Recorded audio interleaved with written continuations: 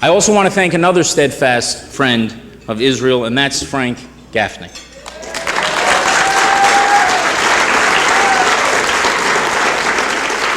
Winston Churchill famously remarked, "You have enemies, good. That means you have stood up for something sometime in your life."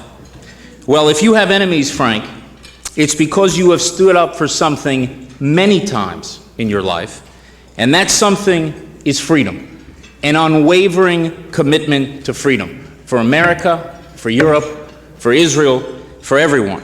And I think I speak for every person in this room and many people who are not in this room when I say thank you for standing up for all of us.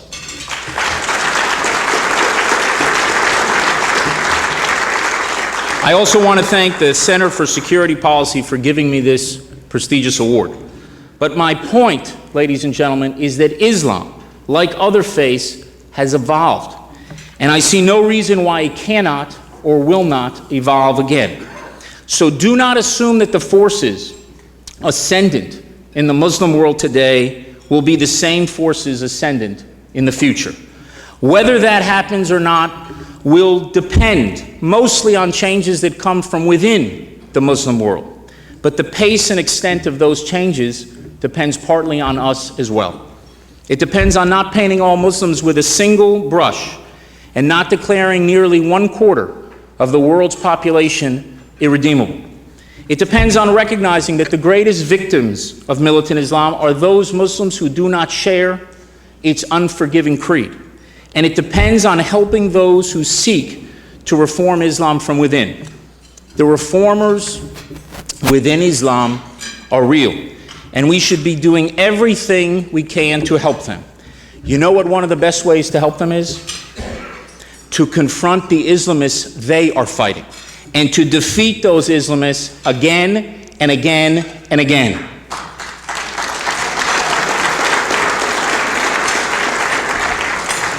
You know, bin Laden said that people follow the strong horse. If you want proof of that concept, just consider how many Cubs fans have suddenly appeared out of nowhere. You know, until a few weeks ago, I knew a grand total of 4 Cubs fans. Now they're all over the place. And like winning baseball teams, winning ideologies attract more followers. And terror groups that appear to have the wind at their back, they gain more and more recruits. That is why the forces of militant Islam must not only be confronted, they must be routed and vanquished in every part of the world.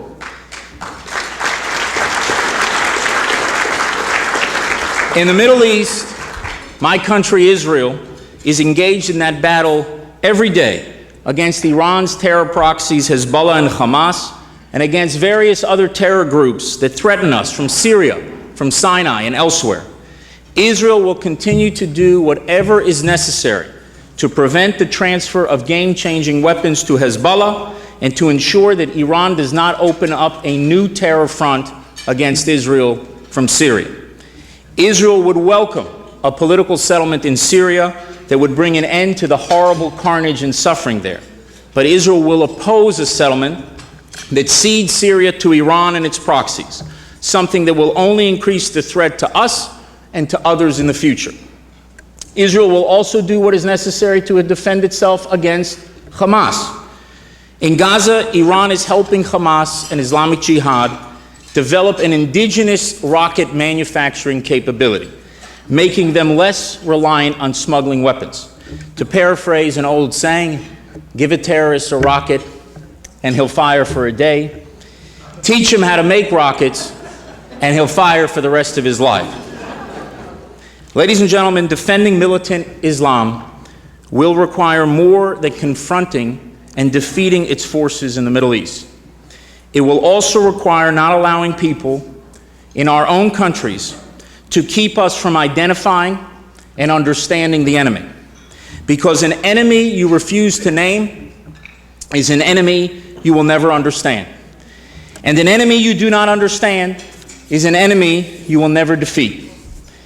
I recognize that there are those who believe that naming the enemy militant Islam will lead people to mistakenly believe that the enemy is Islam itself rather than a virulent ideology now ascendant in the Muslim world.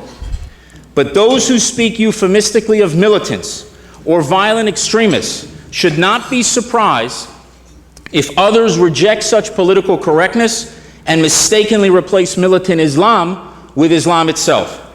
We must also reject the shameful efforts of some to prevent any serious discussion about the nature of the enemy we face. Now, I realize the full extent of those efforts only after a controversy erupted about me speaking here tonight. The day you announced that I was being given this award, the spokesman at my embassy received an email from the Southern Poverty Law Center asking me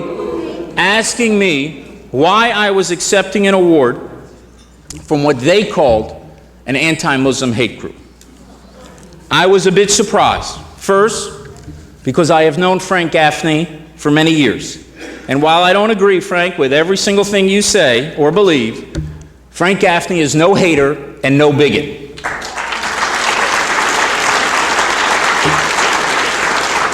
Second, because I have followed the work of the CSP for many years. And while I do not agree with every policy position you have taken, or every view expressed by every single one of your members, the CSP is not only an unabashed defender of my country, Israel, it is also no hate group. The SPLC and others who asked me not to come here tonight claim to support free and open debate. But in reality, they want to stifle debate.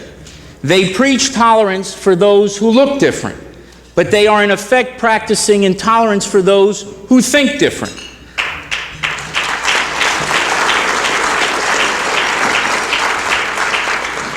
Unfortunately, some have amended that famous Voltairean dictum to be, I hate what you say, and I will never defend your right to say. I will defame you as an extremist. I will label you as a racist and bigot. I will put you on the blackest of lists that should be reserved for Nazis, for the Klan, and for the true enemies of mankind. Well, ladies and gentlemen, I don't stand with the defamers and the blacklisters. I stand with Ayaan Hirsi Ali. And all of you should stand with Ayaan Hirsi Ali. For if we do not stand with her, then the values she champions, the same values we cherish, will be under threat, and the dangers we all face will only grow. We must not let the defamers and blacklisters succeed. We must not let them turn into pariahs, those erudite scholars and courageous reformers who are trying to enlighten us about ideologies that threaten our very way of life. For more than our values are at stake, our lives are at stake, because without the wisdom of those scholars, without the courage of those reformers, we will have a much more difficult time winning the fateful battle that is underway. That is why, ladies and gentlemen, I am truly honored to accept this Freedom Flame Award tonight. I accept it in the name of a country that has proudly held up the light of liberty and decency in a dark and cruel corner of the world. Israel will continue to hold that torch high, steeled by our values and confident in our destiny. But like free countries everywhere, Israel needs America to hold up its torch even higher. That battle, the battle, is far from over. I'm not even sure that we've reached the end of the beginning. But I am confident that with the help of organizations like this, with the clarity and courage of people like Hirsi Ali, and with the support of millions of Americans across this great country, the flame of this last best hope on earth will burn brighter than ever and help secure our common future. Thank you.